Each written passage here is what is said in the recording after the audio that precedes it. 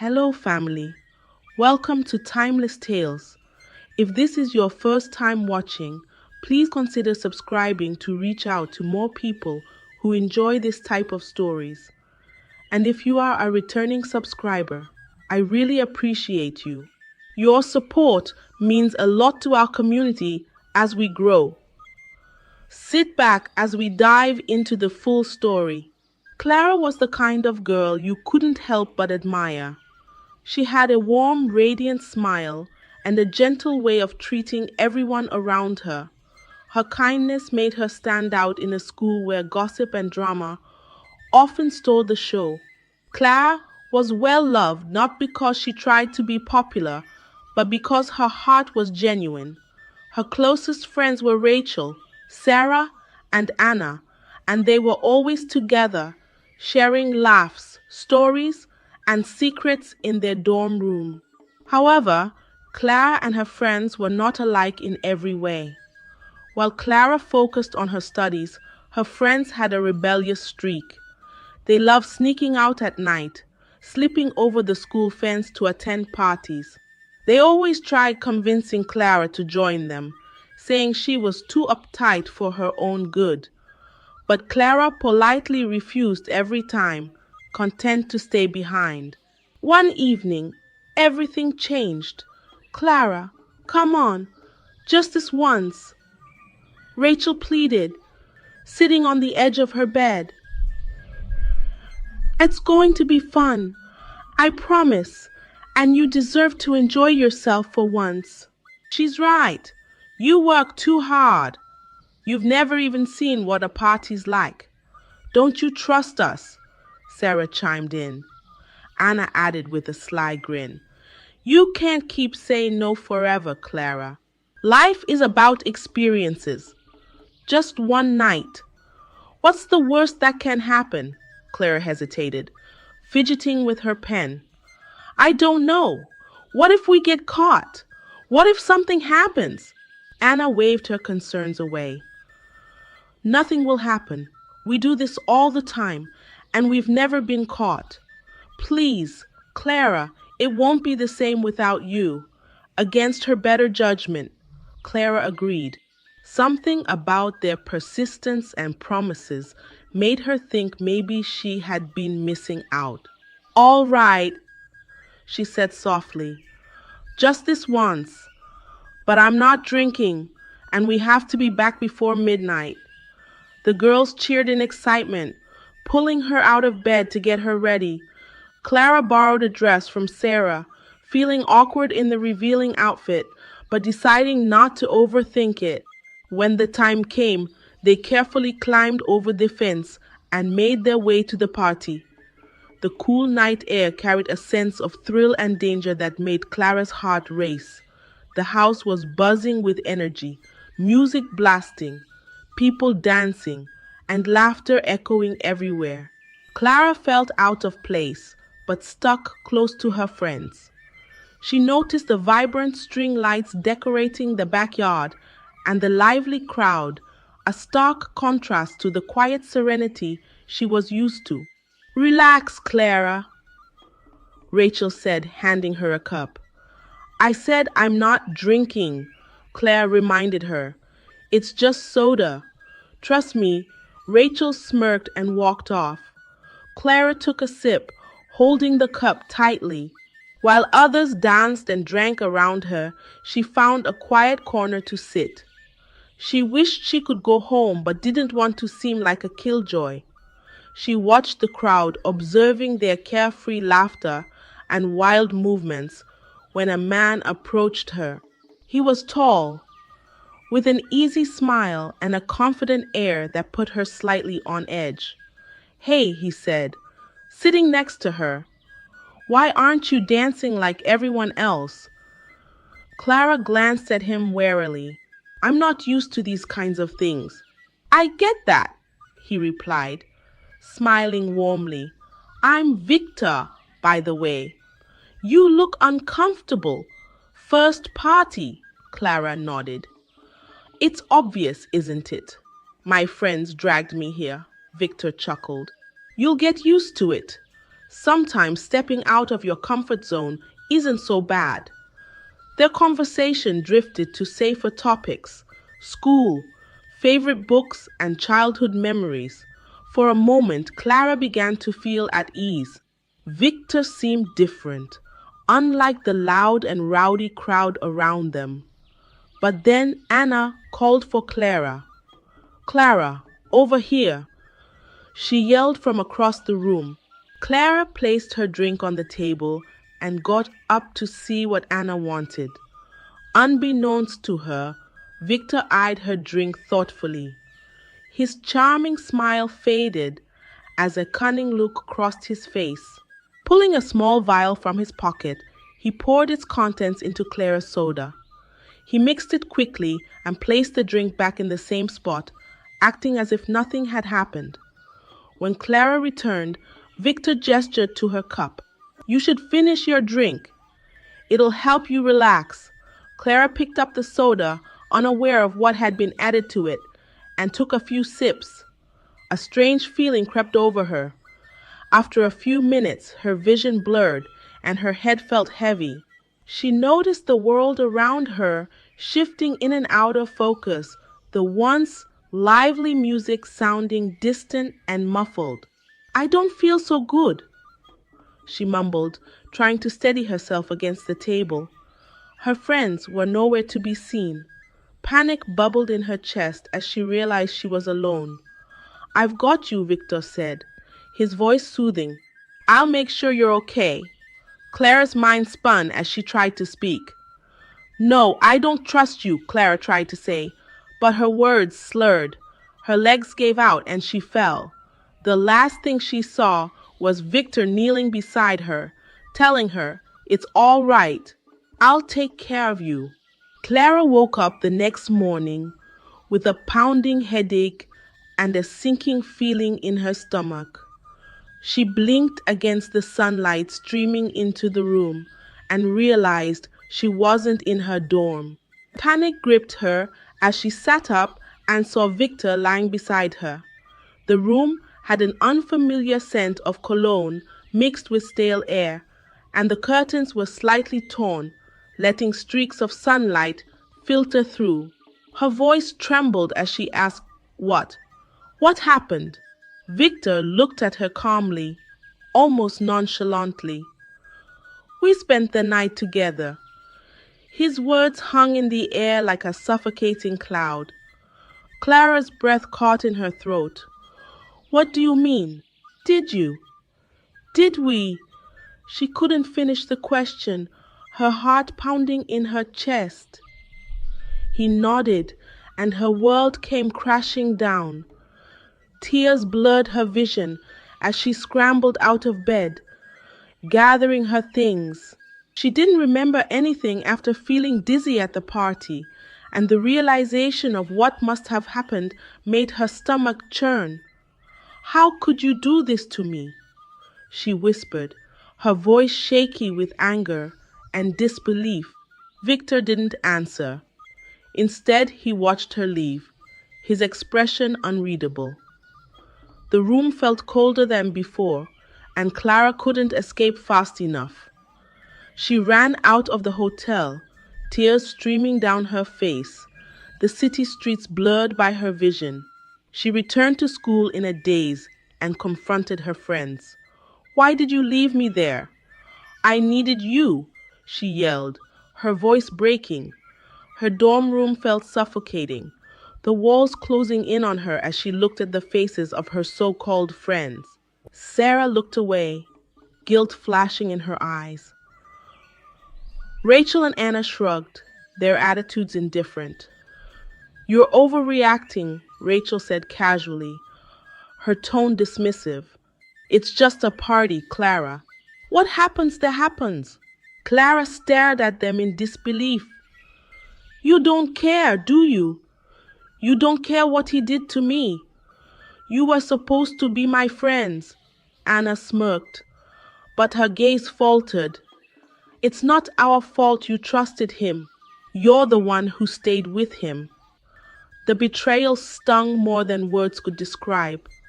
Clara realized that the people she had trusted most had led her into harm's way without a second thought. From that moment on, she vowed never to trust blindly again. But deep inside, she knew her life had already changed forever. Claire was sitting on her bed, staring at the pregnancy test in her trembling hands. The two bold lines were unmistakable. She felt her heart drop as the realization hit her. No, no, this can't be happening, she whispered, tears filling her eyes. For days, Clara had been feeling off, nauseous, tired, and emotional. But she had brushed it off as stress from everything that had happened. Now, there was no denying it. She was pregnant. How am I going to explain this? She murmured to herself, crumpling the test in her fist. She buried her face in her hands, feeling the weight of the world pressing down on her. Her thoughts were interrupted by a sharp knock on the dorm door. It was the school's principal. Clara, may I speak with you for a moment? The principal's stern voice called. Clara opened the door slowly, her eyes red and puffy. The principal stepped inside, closing the door behind her. We received information about your involvement in some troubling activities, and we've been observing your recent behavior, the principal said. Her voice wasn't harsh, but it carried an authority that made Clara feel smaller than ever. Is there something you need to tell us? Claire looked down, unable to form words. She felt like a deer caught in headlights. The principal sighed. We conducted some inquiries, Clara. The consequences of your actions have put you and this institution in a difficult position. I'm afraid we'll have to suspend you. Your parents have already been informed and will be here to collect you soon.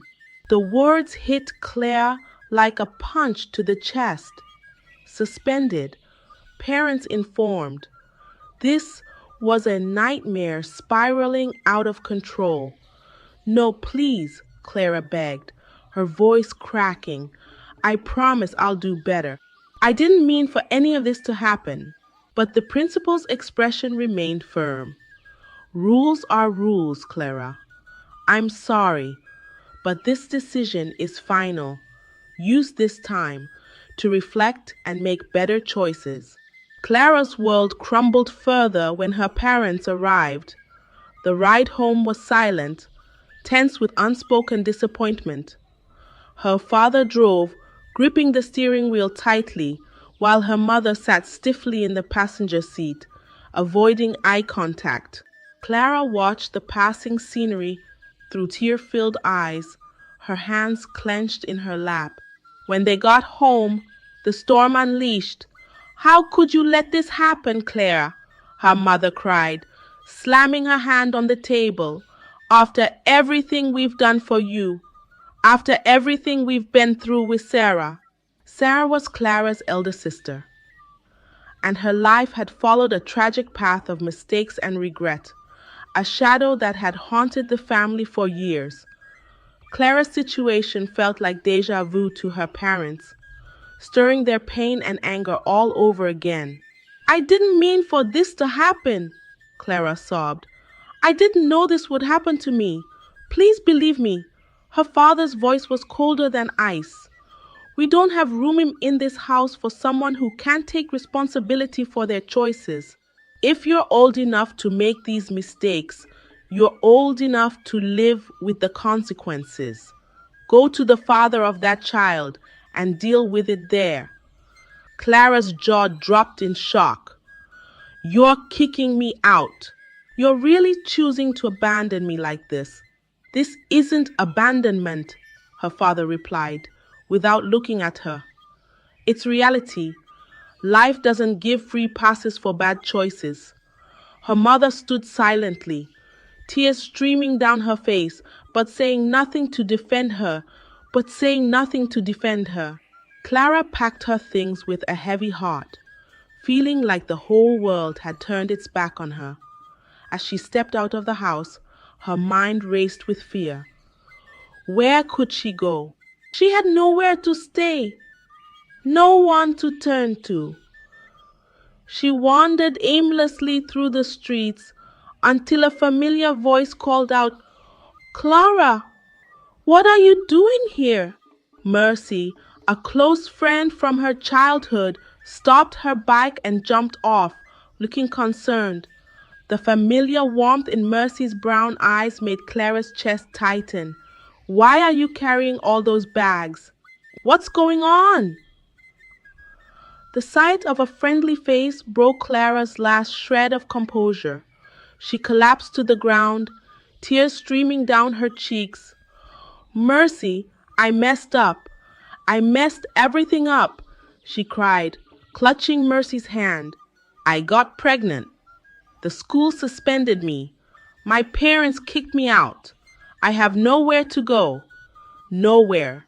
Mercy knelt beside her and pulled her into a tight hug. The scent of lavender soap from Mercy's clothes was oddly comforting. "Clara, listen to me. Clara, listen to me. You can stay with me, okay? We'll figure this out together. You don't have to do this alone." Clara clung to Mercy like a lifeline, her tears soaking Mercy's shoulder. The next few days were a blur of survival. Mercy's one-bedroom apartment was cramped, but it was warm and welcoming. The soft scent of lavender lingered in the air, and a stack of books sat on the tiny coffee table, giving the small space a comforting feel. Clara spent her days applying for jobs, determined to make a living for herself and her unborn child. But every door seemed to close in her face. "We're looking for someone with experience," one employer said. "I'm sorry, but you don't meet our qualifications," another rejected. One day, after another string of rejections, Clara returned to Mercy's apartment, exhausted and defeated. "I don't know what to do anymore, Mercy," she said, her voice barely above a whisper. "I've tried everything, and it's like no one wants to give me a chance." Mercy smiled sympathetically, her hands busy folding clothes in the corner. "There's one place I know that might hire you. It's not glamorous, but it's work." The following morning, Mercy accompanied Clara to a small, bustling hotel. The manager, a stern but fair woman named Mrs. Patel, eyed Clara thoughtfully as she explained her situation. Her neatly tied bun and sharp glasses added to her no-nonsense demeanor. "I'll take you on as a janitor," Mrs. Patel said. "The pay isn't great, but it's honest work. Prove yourself, and who knows? Opportunities can always grow." "Thank you, ma'am." "I won't let you down," Clara said earnestly, her heart lifting for the first time in weeks. The job was physically demanding, but Clara worked hard, saving every penny she could. After months of dedication, she rented a small, run-down house to call her own. It wasn't much, but to Clara, it was a sanctuary, a place where she could start over. The chipped paint on the walls and creaky floors didn't matter. It was hers. Her pregnancy progressed, and despite the hardships, she grew closer to the idea of becoming a mother. Mercy stood by her side through every doctor's appointment, every sleepless night of worry. On the walls of the small apartment, Mercy had pinned up drawings of baby animals and quotes of encouragement, small touches that made Clara feel less alone. One stormy night, Clara felt a sharp pain ripple through her body. The rain pounded against the windows as she clutched her stomach and dialed Mercy's number. "It's happening, Mercy. The baby's coming," she gasped. Mercy arrived within minutes, her hair soaked from the rain, rushing Clara to the hospital. Hours later, Clara gave birth to twins, a boy named James and a girl named Monica. The sight of her babies filled her with a joy she hadn't felt in months. "They're beautiful." Mercy whispered, tears in her eyes as she held the tiny infants. Clara nodded, holding them close. I promise I'll give you both the best life I can, no matter what. As days turned into weeks, Clara adjusted to her new reality. The challenges were enormous, but every time James or Monica smiled, she felt a renewed sense of purpose. Her love for her children fueled her determination to rise above the obstacles life had thrown at her. 3 years had passed since Clara had given birth to James and Monica. Life wasn't easy, but it was finally beginning to feel manageable. She worked tirelessly at the hotel, determined to make a better future for her children. Mercy helped care for the twins during her long shifts, and Clara never missed an opportunity to remind herself how lucky she was to have such a loyal friend. Mercy, I owe you everything, Clara said one evening after coming home from work. She hugged her twins, who squealed in delight at seeing their mother. You owe me nothing, Clara, Mercy replied, smiling as she folded the twins' tiny clothes. You've worked hard to give these kids a good life. I'm just proud to see you keep going. Clara's determination eventually paid off when Mrs. Patel promoted her from janitor to waitress. It was more demanding and involved interacting with wealthy and influential guests, but the increased pay made the effort worth it. One afternoon, the hotel was bustling with preparation for a grand corporate meeting. Executives from a major company were coming, and the staff had been briefed to provide impeccable service. Clara wore her crisp uniform with pride, eager to perform well and make an impression. As the meeting commenced, Clara moved through the lobby, ensuring the guests were comfortable. She placed cups of coffee on polished tables, her practiced smile unwavering. As she turned to offer refreshments to another guest, her hand froze midair. Sitting at the end of the table was a man she would never forget, Victor. Clara's stomach churned. Her heart raced, and a cold sweat broke out on her forehead. He was older now, dressed in a sleek black suit, his confident posture exuding authority. But it was undeniably him, the man who had changed her life forever. For a moment, she wanted to run, to leave the room and never look back. But something inside her, the strength she had built over the years, refused to let her. She swallowed hard, steadied her hands, and completed her task. When the meeting ended, Victor lingered in the room while other executives filed out. As Clara gathered empty coffee cups from the table, she felt his gaze on her. "Excuse me," his familiar voice said. Clara turned slowly to face him. "Do I know you?" Victor asked cautiously, though a flicker of recognition danced in his eyes. She raised her chin, meeting his gaze directly. "Yes, Victor, you do." His face paled slightly. "Clara?" "Yes," she said firmly. Her voice held strength, but her hands tightened around the tray she held, keeping her emotions in check. "It's been a long time." Victor stared at her for a moment, and then his expression softened with something that resembled regret. I didn't expect to see you here." Clara raised an eyebrow. "And I didn't expect to see you again, ever. But here we are. I know you probably hate me." Victor began hesitantly, his confident exterior crumbling. "And you have every right to. I've wanted to apologize for years, but I didn't know how to find you." Claire let out a bitter laugh. Apologize? For what exactly? For drugging me? For ruining my life? For leaving me to clean up the mess while you moved on without a care in the world? Victor looked down, guilt written all over his face. "You're right.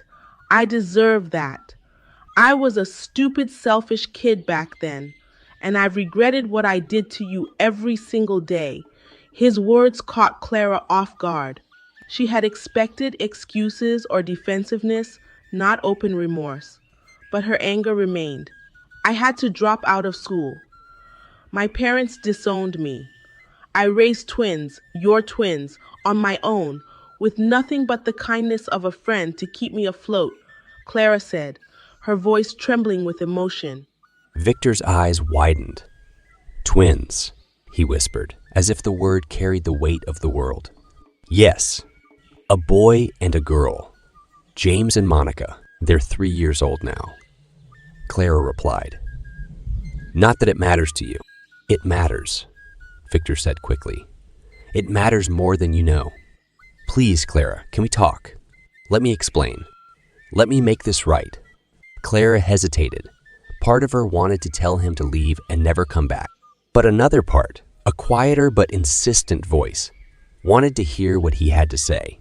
She nodded stiffly. Fine. Meet me here tomorrow after my shift. The next day, Victor returned as promised. They sat in a quiet corner of the hotel cafe, tension thick between them. The cafe's soft lighting cast shadows on their faces, and the hum of distant conversations filled the air. Clara, Victor began, his hands clasped tightly. I need to tell you the truth. That night, it wasn't just me. Your friends Rachel, Sarah, and Anna, they planned everything. They brought you to me for money. Clara's breath hitched. What? She whispered, disbelief clouding her voice. Her mind raced, piecing together fragments of memories, the echoes of laughter that now felt sinister. They lied to you, Clara, Victor continued. I was a spoiled, reckless boy back then. I didn't think about the consequences of my actions. I paid them to set everything up because I thought you were just like them. His voice broke, and he looked away, ashamed. But you weren't. You were innocent. That night with you. It wasn't supposed to happen the way it did. Tears pricked Clara's eyes as memories of her so-called friends flooded back. Their indifference, their smirks, their betrayal. She clenched her fists, her nails digging into her palms. I trusted them, she said quietly, her voice laced with pain. I know, Victor replied, and I betrayed that trust. I was wrong. I ruined everything for you, and I'll never forgive myself for it. Clara's emotions swirled, anger, sadness, confusion. The cafe seemed to close in around her, the walls pressing against the weight of her pain. Why are you telling me this now? Because I want to be in my children's lives, he said earnestly. I want to help you. I can't erase the past, but I can do everything in my power to make up for it now. Clara's walls softened, but she wasn't ready to forgive completely. You don't get to just walk back in and fix everything with an apology, Victor. I've built this life from nothing, and I won't let anyone ruin it. Not even you. I understand, he said. Let me prove myself to you, to James, and to Monica. Take things slow, if that's what you need. I'll do whatever it takes. Over the following weeks, Victor kept his word. He spent time with the twins, showering them with love and attention. He took them to the park, played games with them, and even learned how to braid Monica's hair under Clara's watchful gaze. Clara watched cautiously, unsure if she could trust him, but James and Monica adored their father. Their laughter echoed through the small house, filling it with warmth Clara hadn't felt in years. One day, Victor came to her with tears in his eyes. Clara, you've raised our children beautifully. You're an amazing mother, and I respect you more than words can say. His sincerity touched something deep within her.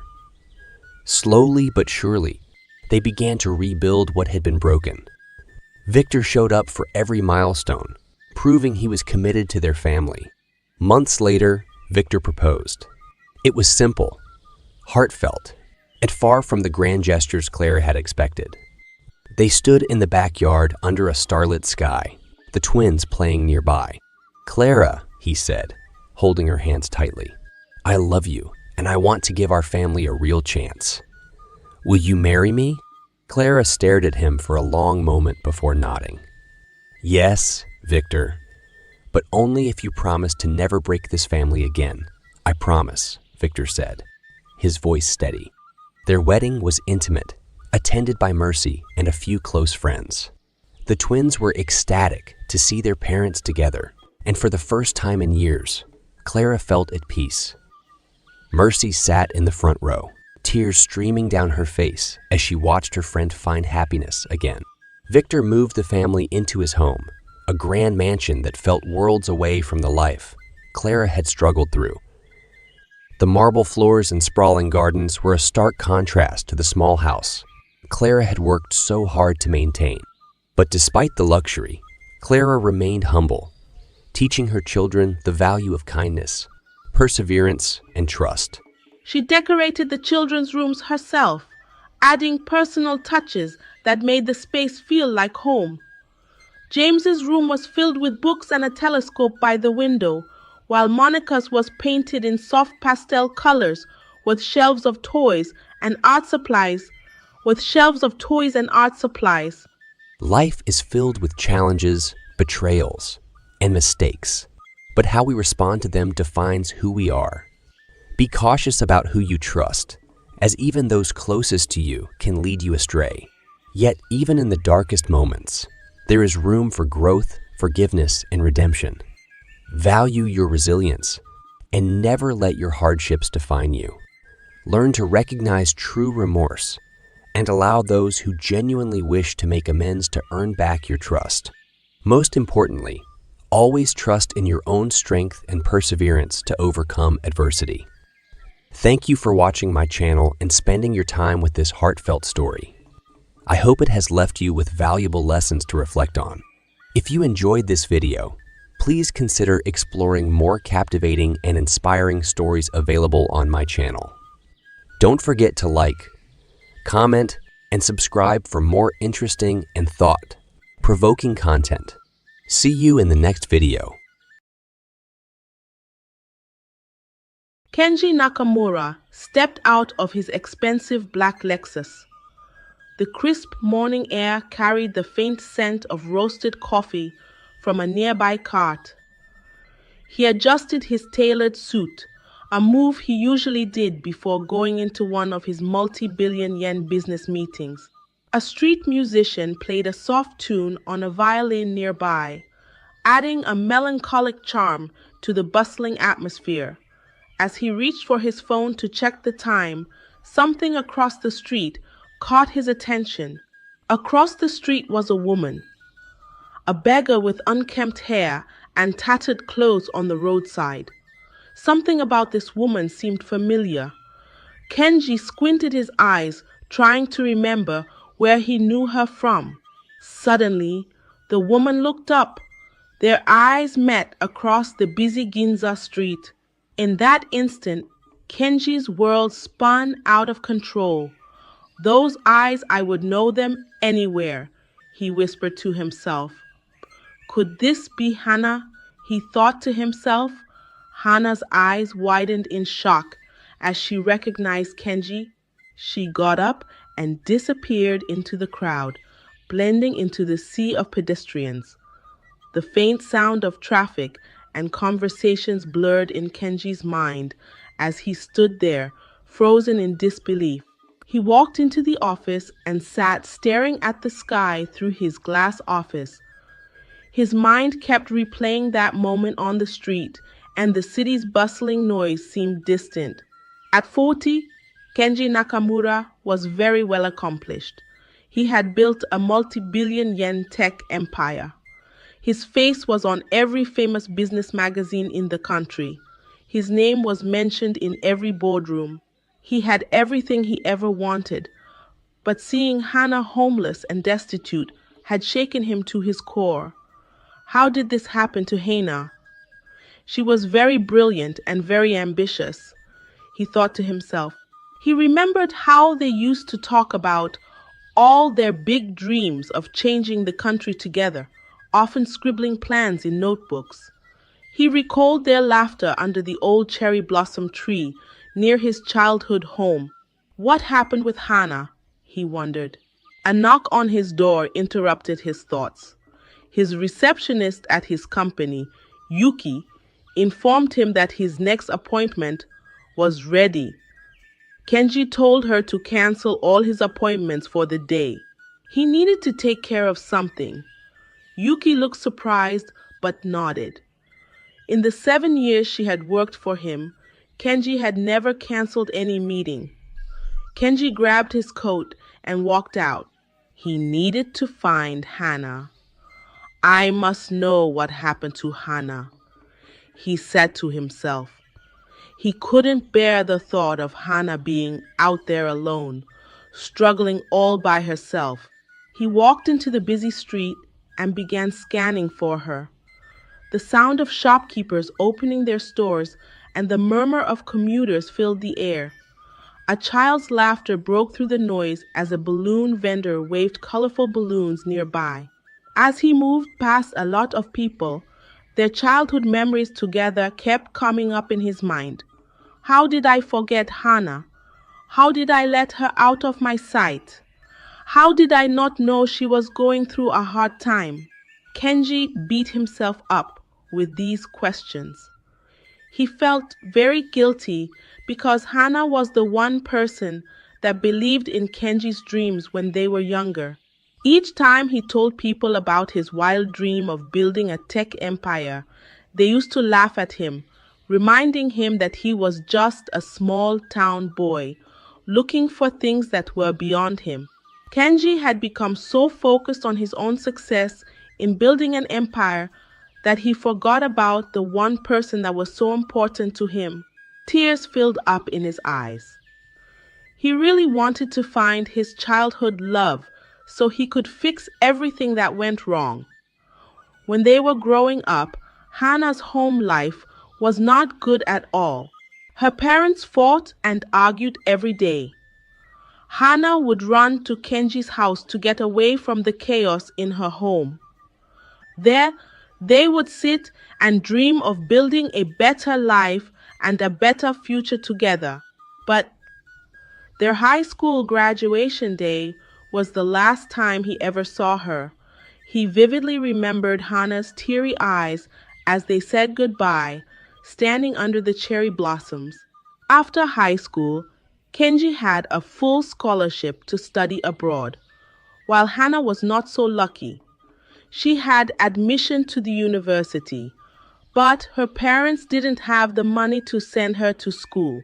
Kenji was sad that he had lost touch with the one person that believed in him and encouraged him. He was determined to find Hana and make up for all the suffering she had gone through. Kenji continued his search through the city streets, hoping to find the woman who had once been his whole world. When he was abroad, he wrote letters to Hana often, but Hana was not writing back as often. Her emails were short, as if Kenji was bothering her. After university, Kenji graduated top of his class and came back to Japan to establish his tech company. He became very successful, and that kept him too busy to remember anything or anyone. Meanwhile, Hana's life had taken a drastically different turn. After high school, unable to afford university, she had taken a job at a local cafe to help support her mother, who was sick. Her dreams of changing the world slowly disappeared, replaced by the harsh realities of low-wage work and mounting medical bills. From the shadows, Hana watched Kenji's rise from afar. She was so happy for him, but a small part of her had hoped she would be by his side when he achieved it. As her mother's condition worsened, Hana's life became a cycle of work, hospital visits, and sleepless nights. She took on multiple other jobs so she could afford all the expensive medication that was prescribed to her mother. There was no time for dreams. Survival became her only focus. When her mother finally passed away, Hana was left with a lot of debt. She sold everything they had and nothing was left. She couldn't even pay for the small bedroom they had rented. With so much frustration, she gave up on life and found herself on the streets of Tokyo. As Kenji walked the streets of Tokyo searching for Hana, He had no idea of the hardship she had endured. All he knew was that he had to find her. The guilt of his own success, while Hannah was homeless, weighed heavily on him. He spent hours searching the areas where he'd seen her, showing her picture to other people in that area. Someone recognized the picture and directed him.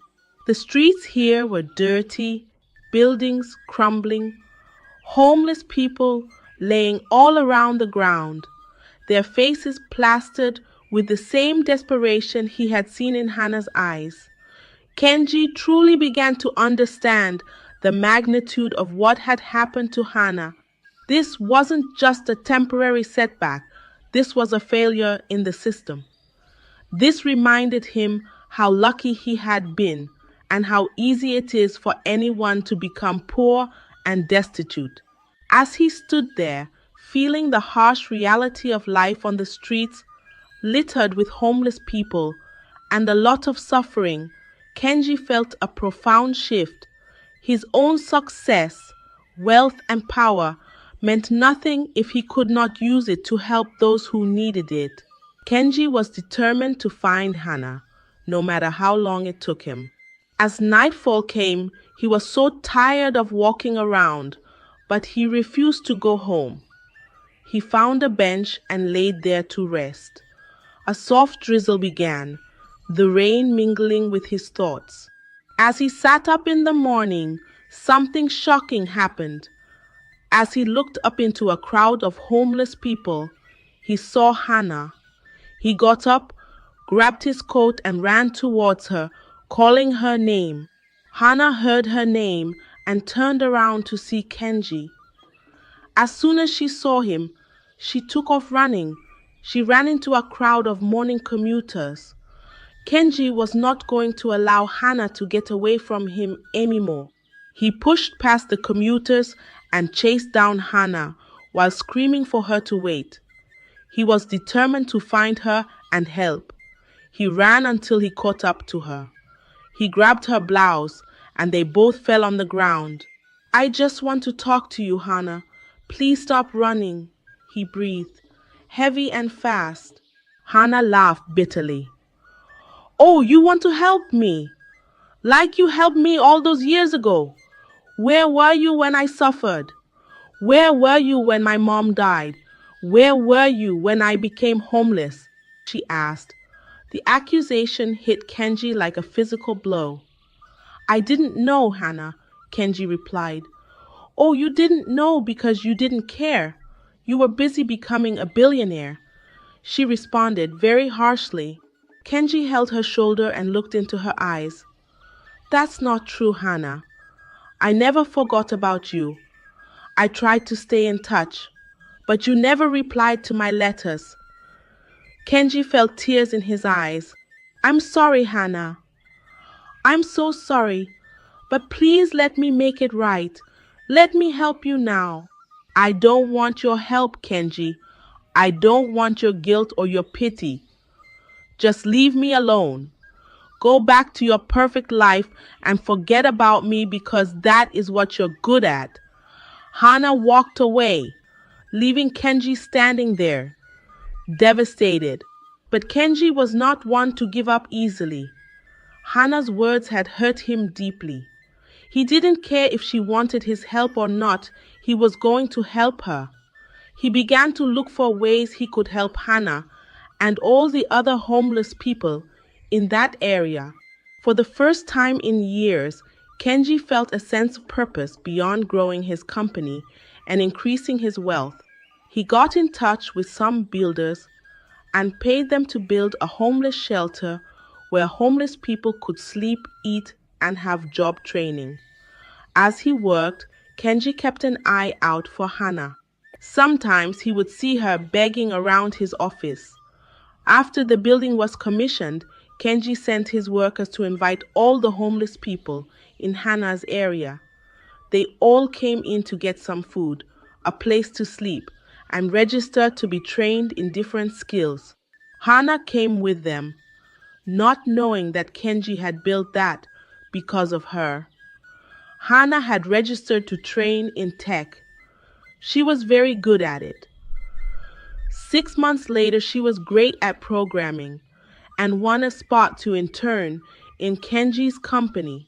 Kenji kept an eye on her but didn't approach her so she wouldn't run away and reject the help.